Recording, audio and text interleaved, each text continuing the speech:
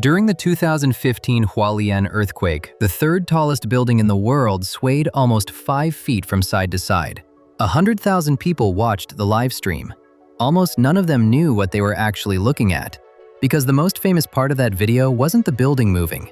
It was the giant 730-ton gold ball hanging inside the roof, swinging the other way. That ball is not a decoration. It is not an art piece. It is not some weird engineering gimmick. It is the reason that building did not fall down. And almost nobody who visits it even knows it exists. Most of the world's tallest skyscrapers have a secret room at the very top. You will never find it on a tourist map. You will never be allowed inside. And the only thing in that room is a weight between 600 and 1,100 tons, hanging from cables, doing what looks like absolutely nothing. Until everything goes wrong. That's the part they don't mention on the observation deck. I'm Joe. Welcome to By Design. Subscribe if you like knowing what most people don't. You'll want to be here for this one. Skyscrapers are not built to stay still. They're built to move. If a skyscraper could not sway, it would break. On a windy day, the Burj Khalifa moves roughly 6 feet from side to side at the top. Most people standing on the 120th floor feel nothing. The building is working exactly as designed. For most of human construction history, this was not a problem worth thinking about. Buildings were short, stiff, and didn't move enough for anyone to care. Then in the 1960s, we started building past 70 stories, and we ran directly into a problem so counterintuitive that almost no one saw it coming. It was not gravity. It was not the weight of the structure. It was not even particularly strong wind. It was wind that would sing to the building. And that is where the story gets strange. When wind flows around a tall, smooth object, it does not pass through cleanly. It peels off its sides in rotating spirals called vortices. One on the left, one on the right. Left, right. Left, right. In a perfectly regular, predictable rhythm. If that rhythm happens to match the building's natural resonant frequency, something genuinely terrible happens. The building does not just sway, it amplifies. Each push adds to the last one. The motion grows. And if nothing intervenes, the structure eventually tears itself apart. You have actually seen this happen. The Tacoma Narrows Bridge, 1940. That footage of a suspension bridge twisting itself to pieces in moderate wind that gets shown in every physics class and engineering lecture on Earth? That bridge was not blown over. It resonated. Wind found its frequency and played it like an instrument until the instrument broke. For the 3 decades after Tacoma Narrows, every structural engineer on Earth understood this was coming for skyscrapers. And for 3 decades, they had exactly one solution. Make the building stiffer, add steel, add mass, add more of everything. But this approach became exponentially more expensive the taller the building went. Past 400 meters, roughly half of all the structural steel in a building existed for no reason other than to resist wobble. The economics stopped working. There was a hard physical ceiling on how tall a building could be. And it had nothing to do with the sky. It had to do with the fact that fighting resonance with brute force is a war you eventually lose. Then someone had an idea so simple, it sounds like it should not work. What if, instead of stopping the building from swaying, you just hung a very large weight inside it? That is the entire invention. That is the tuned mass damper. And yes, I understand how that sounds. The engineering community had the same reaction. It works like this. You take a weight equal to roughly 0.5% to 1% of the total building's mass. You hang it near the top of the tower from long cables, like a pendulum. You tune it precisely to match the building's natural resonant frequency. And then, you do nothing, because there is nothing left to do. When the building sways left, the weight swings right. When the building goes right, the weight goes left. It is always moving in the opposite direction. Every force the building generates, the damper counters. It needs no power, no computers, no input from any system in the building. It will work if every other system has failed. It will work if there is no electricity, no engineers, no one alive in the building at all. A pendulum does not need permission to swing. This is the most elegant solution structural engineering has ever produced. And also, let's be honest, the most absurd. Every other problem in building design gets solved by adding strength, intelligence, or control. This one gets solved by hanging a very large rock from a string and letting physics handle the rest. Almost overnight, it doubled the practical height limit of a skyscraper. Here is the part they leave off the tour, though. Most tuned mass dampers are not primarily there to save the building. They are there to save the lease agreements. Engineers understood perfectly well that a skyscraper could sway 3 feet from side to side and be structurally sound. It would not fall. It would not crack. The building would be fine.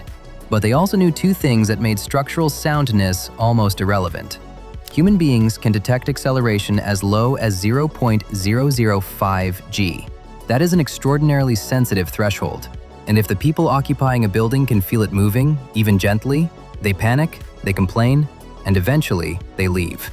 A $2 billion tower with empty floors is not an engineering success. It is an engineering disaster with better views. So the tuned mass damper does not stop the building from moving. The building moves exactly as much as it always did. The damper just absorbs enough of the acceleration that the people inside cannot feel it. It reduces perceived motion by roughly 50%, which is the difference between a building people will cheerfully sign 20-year leases in and one they will not. The 730-ton gold sphere in Taipei 101 is not there to stop the building from falling. It is there to stop a banker on the 81st floor from feeling mildly unwell and reconsidering his office space options. That is the real purpose. And nobody on the guided tour will ever tell you that. But the Taipei 101 damper is actually the exception, because at least you can see it. What happens at every other building is considerably more interesting. Taipei 101 is almost unique among major skyscrapers in making its tuned mass damper visible to visitors. Every other significant installation is locked, unmarked, and almost never discussed. Above the highest public floor of the Burj Khalifa, inside the upper section of the spire, there is a concrete room. Inside that room, a damper system weighing over 1,000 tons hangs from cables. A small maintenance crew enters once a year to inspect the bearings. No one else goes in.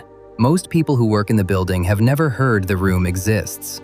There are near-identical rooms at the tops of One World Trade Center, the Shanghai Tower, and the Lotte World Tower. All locked, all unmarked, all containing the single most consequential component in the entire building. If you want to understand how seriously engineers take these systems, the story of the Citigroup Center will make it very clear. And if you're comfortable in tall buildings right now, you might not be by the end of this. In 1978, 1 year after the Citigroup Center opened in New York, the lead structural engineer, William Lemessurier, discovered a flaw in the design calculations. Under certain quartering wind loads, loads that the original analysis had not fully accounted for, the building could face serious structural risk. The tuned mass damper was the primary thing standing between that scenario and a very bad outcome. And the damper's backup power system was inadequate. Lemessurier brought the problem to Citigroup. They brought in engineers, they devised a plan. They reinforced the building's critical joints, working overnight shifts while tenants occupied the offices during the day. They quietly upgraded the damper's power systems. They coordinated with city officials and kept everything contained. And they told the tenants nothing. The people working in the building had no idea. Their daily routines, their meetings, their lunches, their completely ordinary office lives were playing out 1 floor below a room where 2 guards stood next to a 400-ton weight, making sure the building stayed standing. This story was not publicly known until 1995, when journalist Joe Morgenstern uncovered it for The New Yorker. Lemessurier, to his credit, had done the right thing technically. He found the problem and fixed it. He just fixed it quietly, in the dark, while the building stayed open. The damper worked. Nobody ever knew they needed it. That is either a tremendous engineering success or an extraordinary thing to sit with, depending on how you feel about the buildings you spend your time in. And if that story makes you slightly uneasy, wait until you hear what happens when one of these systems gets it wrong. In the early 2000s, a high-rise in Boston spent nearly 2 years producing unexplained motion sickness in upper-floor tenants. The building looked completely normal. No visible damage, no structural alarms, no obvious reason for complaint. Engineers eventually traced the problem to the tuned mass damper. It had been tuned incorrectly. Instead of opposing the building's motion, it was reinforcing it. The system designed to cancel sway was amplifying it. Every gust of wind was being made worse by the very mechanism that was supposed to make it better. I'll let you sit with that for a second. The mechanism that saves the building is the same mechanism that can quietly make things worse. And because it operates in a locked room that almost nobody enters, the feedback loop between performance and oversight is almost entirely invisible. That is not a design flaw. It is a deliberate trade-off. The alternative, a system that requires constant monitoring and intervention, introduces its own failure modes. A pendulum that works without human input is more reliable than one that depends on it. The Citigroup story demonstrates both sides of that trade-off in a single building, but the core engineering logic holds. A passive system that works 99% of the time with zero input is more trustworthy than an active system that works 100% of the time only when humans are paying attention. And if you've spent any time around humans, you know which way that bet goes. The single most important component in any major skyscraper is a locked concrete room above the highest floor anyone is allowed to reach. Inside it, a weight the size of a small house swings in the dark. It does nothing visible. It makes no sound that reaches anyone below. It will never appear in a photograph. It exists entirely outside the experience of every person in the building, until the wind finds the building's frequency, until the ground moves, until the one moment when everything else in the building becomes briefly irrelevant, and the only thing that matters is a very large rock on a very long string doing what it has always done. The part that keeps the whole thing standing is the part you will never see. That is not a coincidence. That is engineering.